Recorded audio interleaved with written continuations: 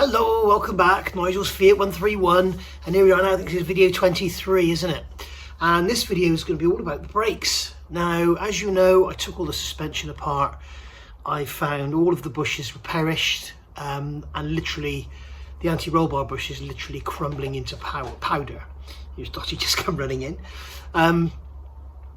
So yeah, basically, I've got all those bushes on order from Italy. I've got a steering rack coming from Slovenia. I've got those bushes coming.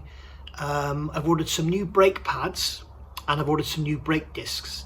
Now the discs on here, upon inspection, they were, if you can imagine cutting them in half down through the, along the axle line. The section of the brake caliper is like a top hat, isn't it? It's like, like a big top hat. So the actual area where the brake pad runs should be parallel, but it wasn't. It was kind of radiused and tapered in, so it was thicker at the inside than it was on the outside, but both faces were sort of convex. So I put them in the lathe, put one in the lathe and started turning it and stuff, and I thought, well, this is crazy. I looked at the minimum dimension and I was getting close to it. So when I had a look online, I've bought 2 brake discs for this car for 28 quid with free delivery. What's the point in messing around on the lathe?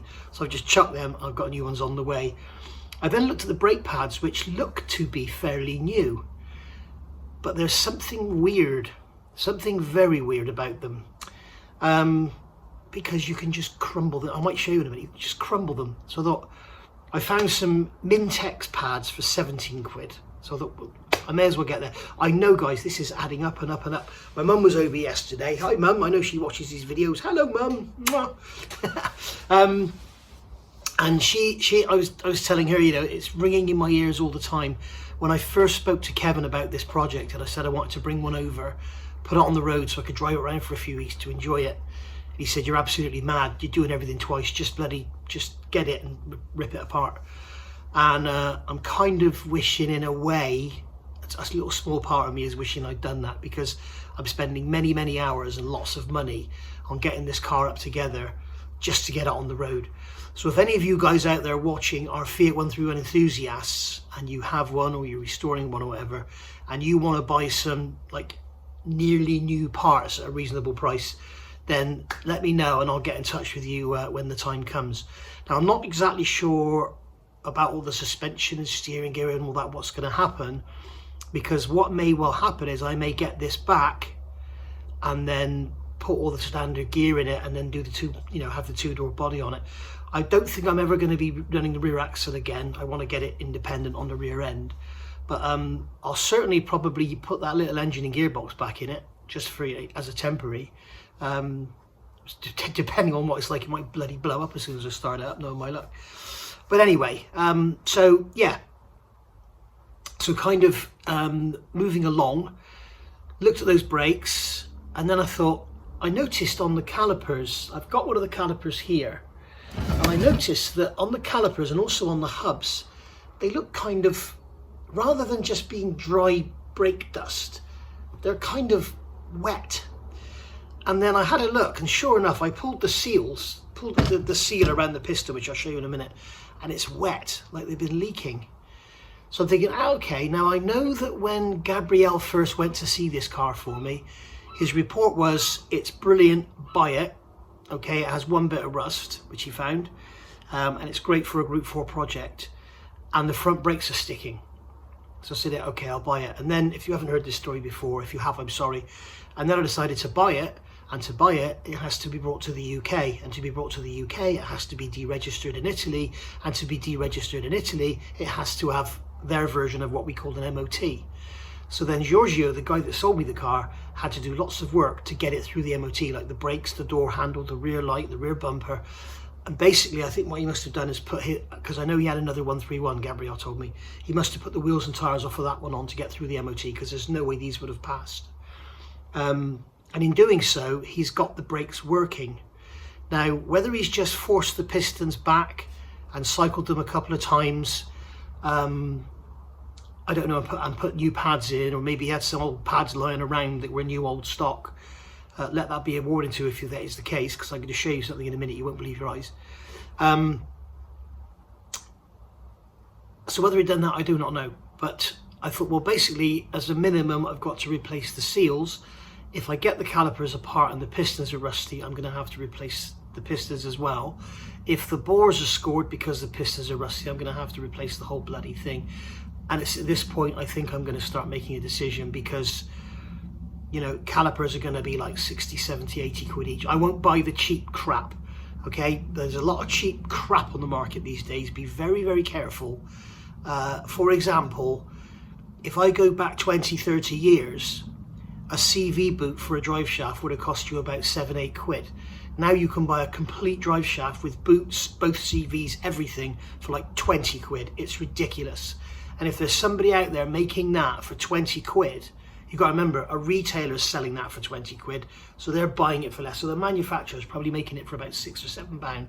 There's just no way on this earth that's OE quality. No way.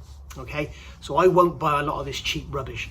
Now I've bought a pattern steering rack, okay, because as you know I damaged my other one. I've got parts to repair the old one coming in the post, but I want a steering rack on there so I can just get it running, and I need a steering rack to send to Kevin, so I've got a spare one now. So that steering rack that's going on here is a pattern part. I believe from the photographs that they put up, I didn't see any Fiat markings on it, so I can only assume it's a pattern part. It might be cheap crap, I don't know, but we'll see how long it lasts. But it looks exactly the same as the Fiat was. It looks like it's made exactly the same. It might be that Fiat contracted TRW to make them, and TRW make them and don't put the Fiat name on them. That often happens, but you do have to be careful with some parts these days. So anyway, so depending on how these brakes turn out, if it's just seals, I'll do the seals.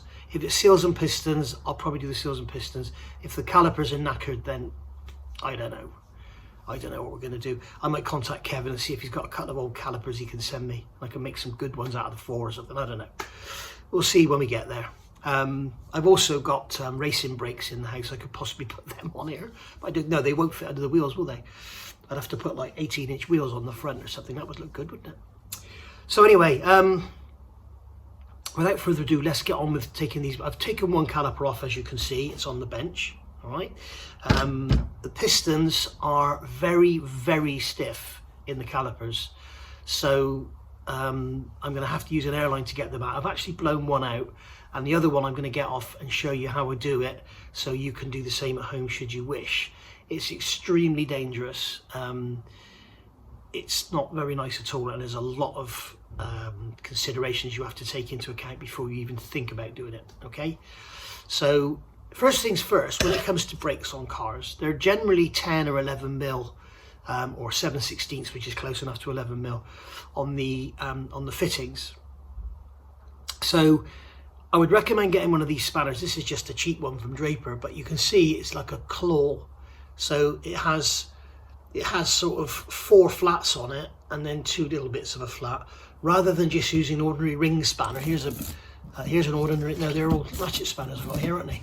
If you get an ordinary ring spanner, it's got the sort of 6 points on it, or the 12 points, and because the nut is so small, and they generally corrode because brake fluid is hygroscopic, and it takes in, and if you've got the slightest bit of brake fluid there, it'll just, let's have some moisture, and it'll cause rust.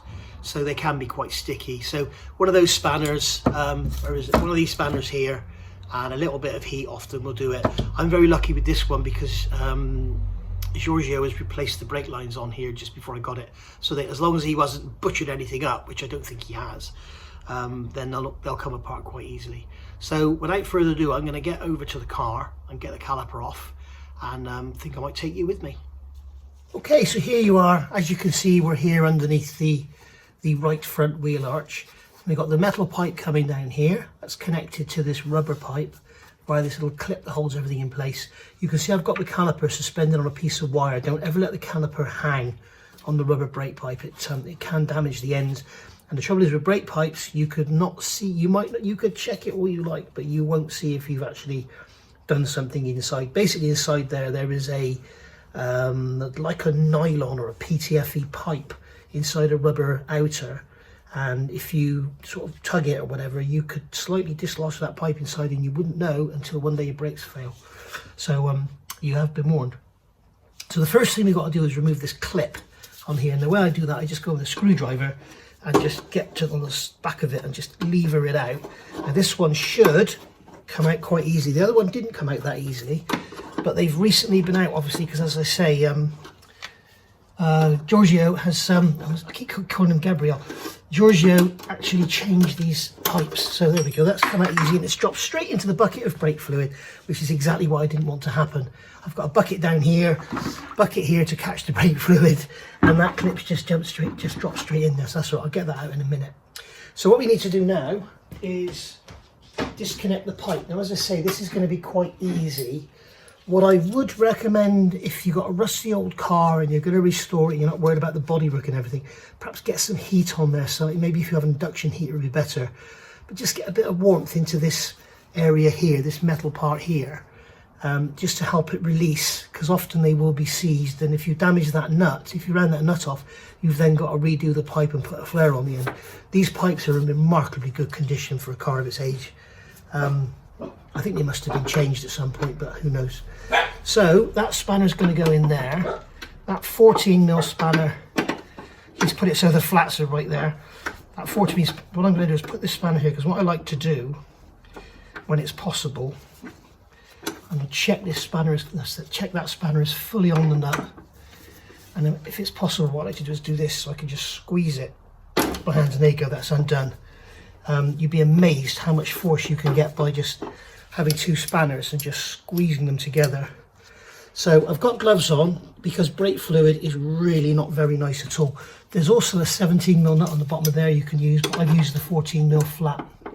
So just going to get this spanner on there. It should start to come out with my fingers. There we go. Remember, guys, these brakes were changed like 2 months ago, 3 months ago. So it's all coming apart very easily. You may not experience the same. And then we can lift this wire up. As you can see, all the brake fluid's coming down now. So we'll get this pipe out of here, and then that brake fluid can drip down there into that bucket. Okay, and then we'll get the caliper out of the way, lift it off its wire, and we'll get the caliper over to the bench. The first thing I'm going to do here, I'm going to take this rubber off here. Okay, and I'm going to undo, if I can, I'm going to undo the bleed nipple while it's in my hand. I don't think I'll be able to do it.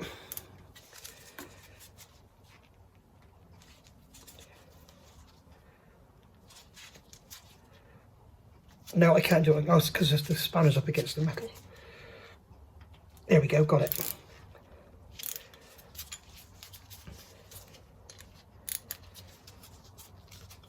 Got it. Right. So we're going to do that bleed nipple, it lets air in, and then we can run the fluid out of the... No, Dottie, get out of there. Dottie, go away. We can run fluid into the bucket out of that caliper. Makes less mess on the bench that way. Alright, so we can take that piece of wire out now. We don't need that there. Okay, Dottie, go away. She's into everything. I keep saying she's a pain. I don't mean it nastily, but she's just into everything. She picked up a nut the other day and ran in the garden with it. She's into everything. Jess was the same. I was doing an oil change on the Land Rover once, and Jess came and drank the oil out of the bucket. Nightmare. Anyway, I'm going to turn the camera off now, and we'll get this over onto the bench. Okay, so on the bench now, and all sorts of trouble with this bloody camera. These gloves, they're what are they? Are they nitrile? I think they're nitrile. And yeah, the brake fluid seems to affect them. But I wear gloves with brake fluid because brake fluid is horrible stuff. I've got my little takeaway containers here. This was marked with an R for right, okay, just to keep everything in its rightful place. So I need a 10mm spanner now, and you've got this clamp on here. Oh, I was going to show you as well. You can see in here. Maybe you can see. Where are we going? Everything's backwards on the camera. You can see there's some wetness. You can see where it's been leaking. So there's some wetness, and also this seal, this dust seal that's on here should be a lovely tight fit, and it's not. You can see it's really, really baggy. In fact, I think I could just pull it out. It's really, really baggy. So yeah, it's probably original. So first thing I do is take this plate off, which is a locking device for the banjo bolt, which is a great idea. So get that cracked off.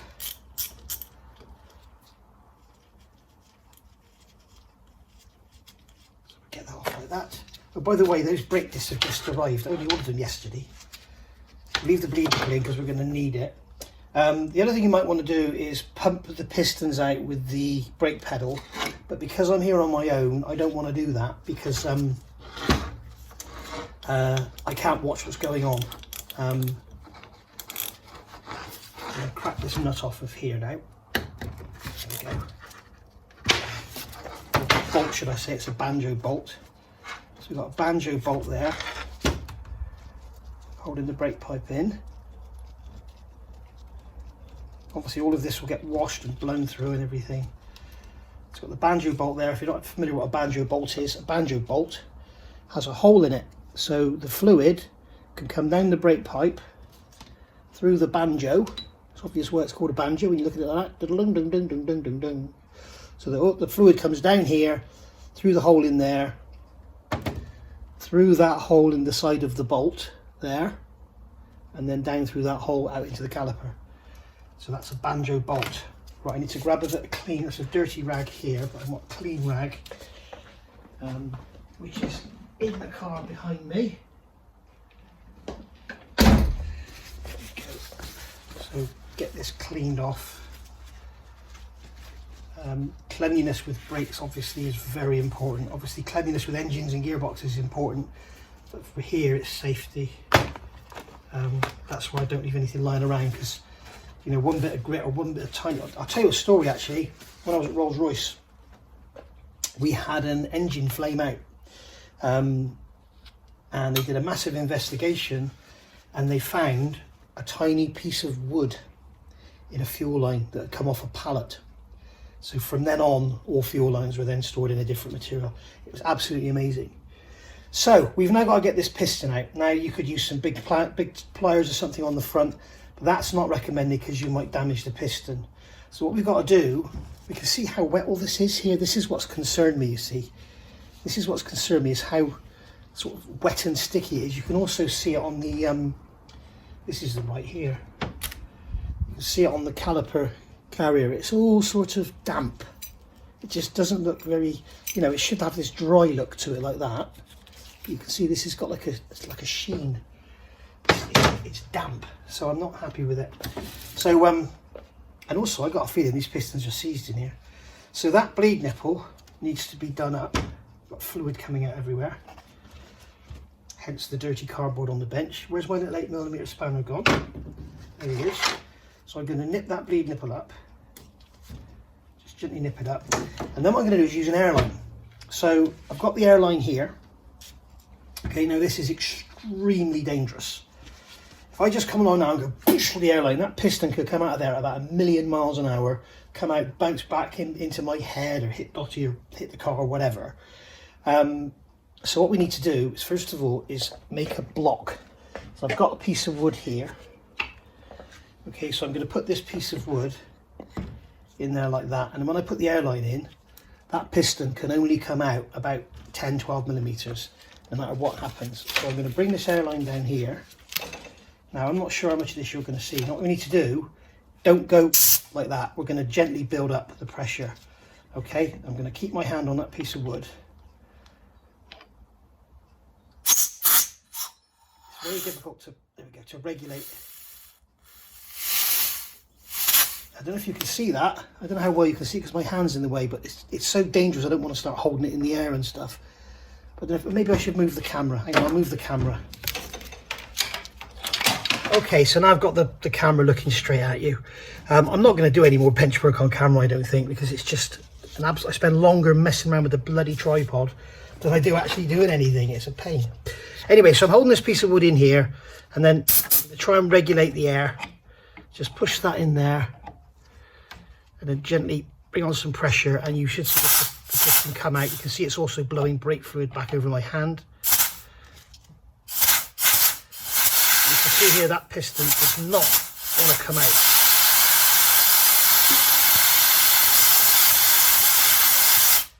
Okay, so just keep the pressure on and it's slowly coming out, and you can see that piston is extremely sticky. So I've got a feeling this thing was all seized up. I've got a nasty feeling because the other one was the same, it was extremely tight. And I've got another piece of wood with screws. This is from an old bench that I broke up recently. So I'm going to put that one in there, okay, and then once again I'm going to come with the pressure but keep my fingers away from that piston. So try and regulate the air.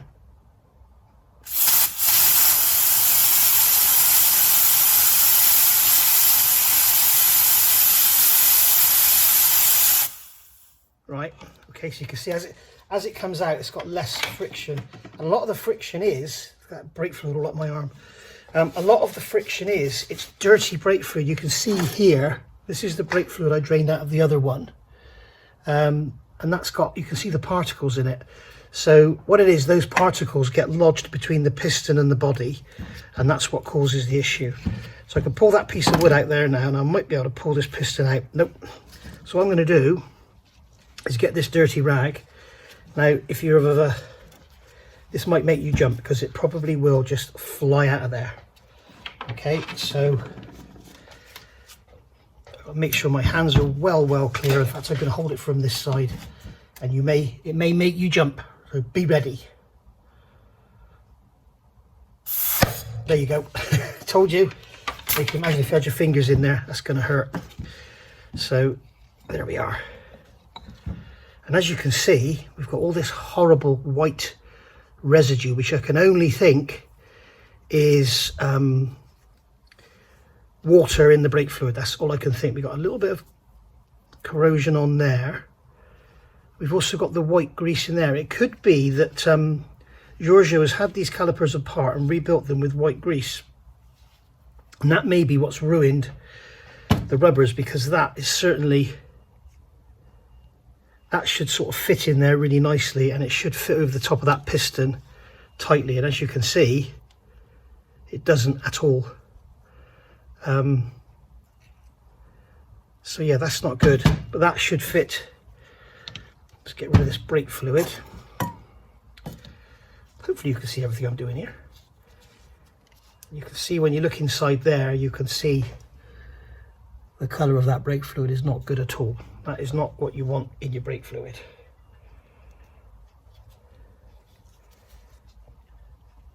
So I'm not quite sure what's going on here. Clearly he's done it to get them working, and he's got them working. But I think this white grease may have caused everything to swell. So luckily, looking at this piston is in very good condition. That'll go again. Now if these pistons were like they were in my Land Rover, and this is what I'm talking about, how this car has been so lucky to have grown up in Italy rather than the UK. If you remember from my Land Rover videos, that at the time was about 10 years old when I restored it, and the pistons and the calipers in there were rotten, all rusty all around the outside. These, there's a little bit of discoloration there, a little wipe over with a piece of Scotch-Brite.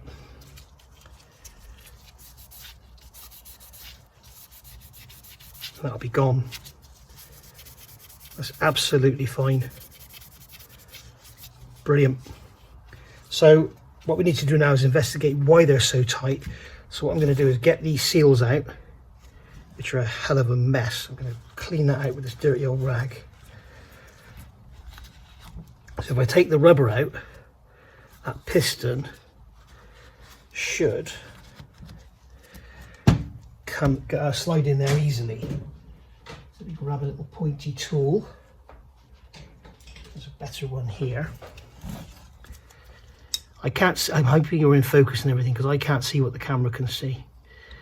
I'm just going to get in there and gently move that out without scratching anything. Okay, so we'll just give that another quick wipe. And these are going to go in the paraffin tank and get all washed and cleaned up and everything. And that piston should just slide into there with ease. And now we know we're good. Okay, if I put my finger over there, you can see I can make hydraulics. So we know where the bore's good. You can see visually the bore's good. Everything's lovely in there. So we're good to go. Right. So yeah, I'm going to get on the computer now and find a seal kit for it. I think they're 48mm pistons. We'll grab our digital caliper. We'll measure these. Yep, 48mm.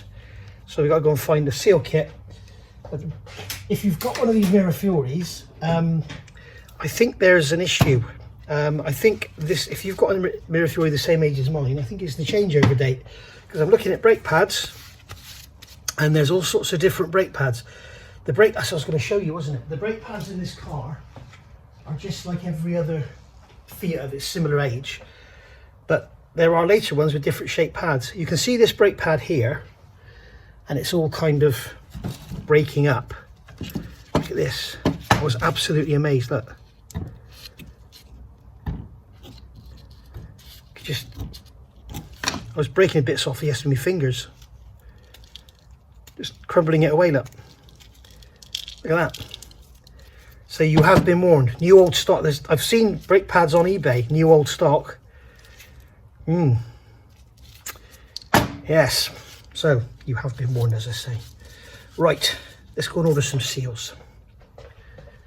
Okay, so here we are now looking at the rear, and as you can see, I thought rather than do what I normally do, I go to Ricambi and order parts, and the next day I realise I need something else, so I go and order something else, and I'm paying a fortune in postage.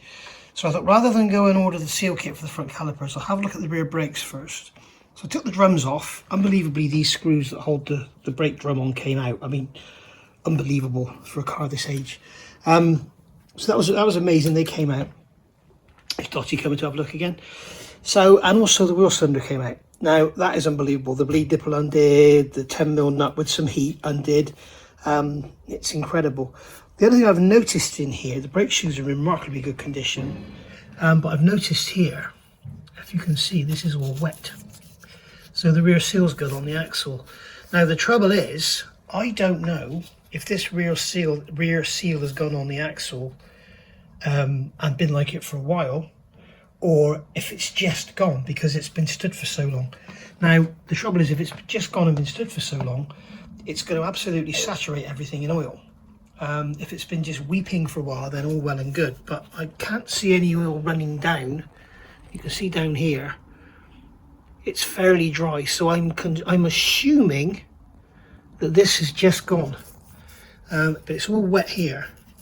So I'm tempted to change the seal, but also listen to this. It sounds like the wheelbarrow might be gone as well. So it's a simple case of removing the shaft. It's just 4 bolts, which you get to through these holes here, as you can see. So it's just a case of pulling those 4 bolts out, and then you've got this retaining plate. There's an O-ring on there, you've got the bearing behind there, and then there's a seal which is pressed into the end of the axle housing, and that's the seal that will be gone. So I'm going to have a look, and if the bearing, I mean bearings, these sort of standard bearings that these cars have are 10 a penny, so if the bearings aren't too expensive, I may as well replace those as well. I've got a press, so I can press them on. So there we go. The one thing to remember with these cars, so Dottie at something, I can hear her at something. What are you doing, Dottie? What are you doing? She knows she's doing wrong. Okay, so this side, you can see this side's the same. It's wet around there as well. These blue pipes are on here just to stop the fluid running all over the axle. I've got trays down here catching the excess. So there we go.